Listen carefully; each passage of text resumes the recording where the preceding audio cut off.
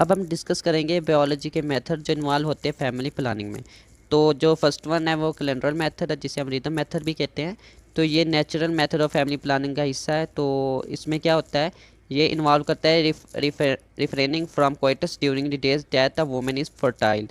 Women is fertile का मतलब क्या है, क्योंकि उसमें ये वो दिन होते हैं जिसमें मैक्सिमम चांस होते हैं जब वो वुमेन सेक्सुअल इंटरकोर्स करेगी तो प्रेगनेंसी होगी, फर्टिलाइजेशन होगी। तो वो क्या होते हैं, according to the menstrual cycle 3 or 4 days before and 3 or 4 days after evolution the women is likely to conceive. जब फीमेल के अंदर एवोल्यूशन होती है तो एवोल्यूशन के 3 से 4 दिन पहले और 3 से 4 दिन बाद जब वो सेक्स करेगी तो उसमें फर्टिलाइजेशन होगी और वो जो वुमेन है वो बच्चा कंसीव करेगी। ऐसा क्यों होता है, 3 4 दिन पहले 3 4 दिन बाद करेगी तो समझ आ जाएगी एवोल्यूशन होगी तो ओवा होगा तो फर्टिलाइजेशन होगी। लेकिन 3 4 दिन पहले इससे कैसे क्यों बचना ज़रूरी है, वो ये है कि जब सेक्स करते हैं मेल और फीमेल, जब कपल सेक्स करता है तो उसके जो स्पर्म्स हैं वो वजाइना के अंदर जाते हैं और वो वहाँ पे स्टे कर सकते हैं 3 से 4 दिन के तक।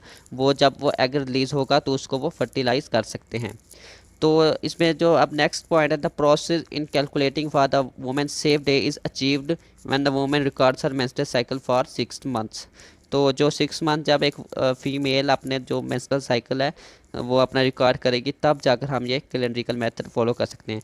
तो इसका मेथड कौन सा, अब नेक्स्ट देखते हैं कैसे हम इसे इस्तेमाल कर। लेट्स सपोज एक फ़ीमेल है, उसने 6 मंथ 6 माह में अपना जो मेंस्ट्रुअल साइकिल है उसे रिकॉर्ड किया। उसने उसने देखा है कि उसका जो अब मेंस्ट्रुअल साइकिल वो कितने दिनों का है। तो वो अब वो क्या करेगी, she subtracts 18 from the shortest cycle and difference is the fertile day. अब जो उसका जो शॉर्टेस्ट साइकिल होगा उसमें से जो 18 है वो उसमें से माइनस करेगी और जो डिफरेंस होगा उनके दरमियान वो क्या होगा, फर्टाइल डेज, मतलब उनमें उसे सेक्स नहीं करना। और फिर क्या है, she also subtract 11 from the longest cycle and this become the last fertile day. जब वो 18 माइनस करेगी शॉर्ट साइकिल में अपने से, तो वो जो डिफरेंस होगा वो उसका फर्स्ट फर्टाइल डे होगा। लेकिन जब वो 11 माइनस करेगी फ्रॉम लॉन्गेस्ट साइकिल तो जो फिर वो डिफरेंस होगा this become the last fertile day. Starting from the first fertile day until the last day the woman should avoid coitus to avoid conception. First fertile day से last fertile day के दरमियान जो women है उसे sexual intercourse नहीं करना चाहिए। अगर वो करेगी तो वो बच्चा कंसीव करेगी, उसमें कंसेप्शन होगी। इस it has an ideal fail rate of 5%। इसका जो आइडियल फेल रेट है वो 5% है। क्यों, और जो 5% वो क्यों है, क्योंकि बाज़ औक़ात जो वुमेन है उसे मिस्टेक हो जाती है, वो सही तरीके से अपना जो मेंस्ट्रुअल साइकिल वो कैलकुलेट नहीं कर पाती और फर्टाइल डे में अगर सेक्स करे तो वो कंसीव हो जाएगी। But when it has a typical fail rate of 25%। लेकिन अगर टिपिकली इसे फेल रेट देखा जाए तो इसका 25% है। बायोलॉजिकल मेथड में अब जो दूसरा मेथड है वो है basal body temperature. Basal body temperature होता क्या है, ये होता है वुमेन का बेसल बॉडी टेम्परेचर होता है वुमेन का एट रेस्ट। रेस्ट की हालत में जो वुमेन का बॉडी टेम्परेचर होता है उसे कहते हैं बेसल बॉडी टेम्परेचर। अब इस मेथड में क्या होते हैं, बेसल बॉडी टेम्परेचर जो होता है जो एवोल्यूशन जिस दिन में जब फीमेल के अंदर एवोल्यूशन होगी, मतलब एग रिलीज़ होगा तो उस दिन 0.5 फ़ारेनहाइट उसका जो टेम्परेचर है बेसल बॉडी टेम्परेचर है वो फॉल कर जाएगा। तो इसमें जो वुमेन है वो रोज़ चेक करेगी अपना एवरी डे एवरी मॉर्निंग, आज मेरी बॉडी का टेम्परेचर कितना है कितना है। अगर जिस दिन वो फील करे कि आज 0.5 फ़ारेनहाइट जो हमारे मेरी बॉडी का टेम्परेचर वो डाउन है तो उस दिन वो समझ जाए कि आज एवोल्यूशन हुई है और वो सेक्स नहीं करेगी। तो ये एवोल्यूशन होती क्या है, it rises to a full degree because of progesterone and maintain its level through the menstrual cycle and this is the basis for the method. जिस दिन एवोल्यूशन होगी उसके उस दिन उसका जो 0.5 फ़ारेनहाइट जो सेल्सियस फ़ारेनहाइट है उसका जो टेम्परेचर वो फॉल करेगा। लेकिन बाद में वो राइज़ करेगा। वो राइज़ क्यों करेगा, वो प्रोजेस्टेरोन एक हार्मोन है उसकी वजह से राइज़ करेगा।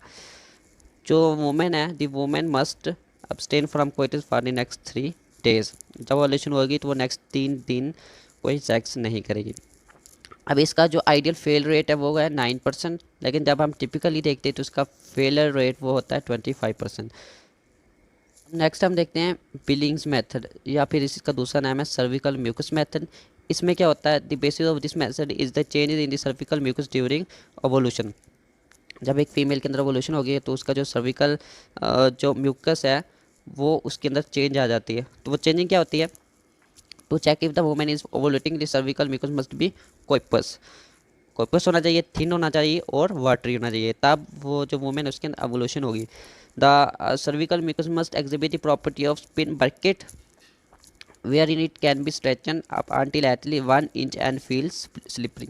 जो फीमेल है उसका जो सर्विकल म्यूकस है उसकी प्रॉपर्टीज़ क्या होनी चाहिए कि वो स्ट्रेचेबल होना चाहिए अप टू 1 इंच और फील स्लिपरीज, तब हम कहेंगे कि ये ओवोल्यूटरी जब इस फीमेल के अंदर ओवोल्यूशन हुई है और ये सर्विकल म्यूकस है। The fertile days of a woman according to this method is as long as the cervical mucus is coitus and watery and a day after it. Therefore, she must avoid coitus during these days. We, when used, typically it has a failure rate of 25%। जब तक वो cervical mucus slippery है और watery है तब तक उस female को सेक्सुअल इंटरकोर्स से बचना चाहिए, अदरवाइज़ वो बच्चा कंसीव करेगी, क्योंकि उन दिनों में उससे ओवुलेशन हुई होगी और वो एग होगा, वो एग रेडी होगा फॉर फर्टिलाइजेशन।